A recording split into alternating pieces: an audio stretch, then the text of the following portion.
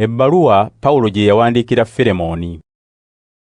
Nze Pawulo eyasibibwa olwa Kristo Yesu era ne Timoteyo omuganda waffe, tuwandiikira ggwe Philemoni omwagalwa era mukozi munnaffe, ne Afiya mwannyinaffe, ne Arukipo muserikale munnaffe, n'ekibiina ky'abakkiriza Kristo ekikuŋŋaanira mu nnyumba yo. Katonda Kitaffe ne Mukama Yesu Kristo babakwatirwe mmwe ekisa era babawe emirembe. Bulijjo nkusabira bwe mba nga nsinza Katonda wange ne mmwebaza kubanga bambuulira nga bw'okkiriza Mukama waffe Yesu era nga bw'oyagala abantu ba Katonda bonna. Era nsaba Katonda nti okussa ekimu n'abalala mu kukkiriza kwo kukusobozese okutegeerera ddala ebirungi byonna bye tufunira mu Kristo. Owooluganda, okwagala kukunsanyusa nnyo n'enjaguza kubanga emitima gy'abantu ba Katonda wagizzaamu amaanyi.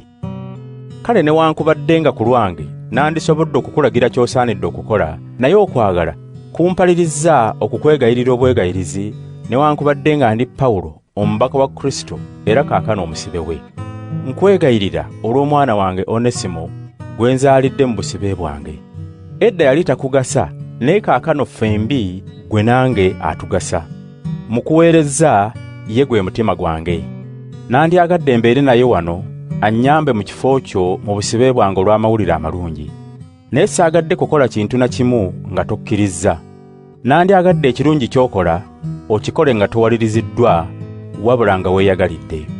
Kiyinzika nti Onesimo yakwawukanako akaseera akatono olyoke omweddize abeerenga naawe bulijjo, kaakano nga takyali muddu buddu wabula nga wa muwendo okusinga omuddu, kubanga wa luganda omwagalwa naddala erinze. Ate eri ggwe kisingawo kubanga muganda wo mu mubiri ate era muganda wo mu Mukama waffe. Kale obanga ndi munno, yaniriza Onesimo nga bwe wandiyanirizza nze. Obanga aliko kye yakusobya oba oliko ky'omubanja, ebyo bisse ku nze.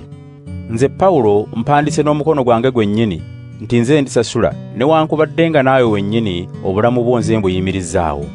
Kale owooluganda, njagala nkufunemu omugaso mu Mukama, omutima gwange oguzzeemu amaanyi mu Kristo.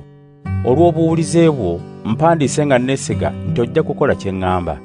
Era ekirala ntegekeraawo okusula kubanga nsuubira nti olw'okusaba kwammwe ndibaddizibwa. Epafula musibe munnange olwa Kristo Yesu akulamusizza. Era Mariko ne Arisitaluuko ne Dema era ne Luka bakozi bannange nabo bakulamusizza.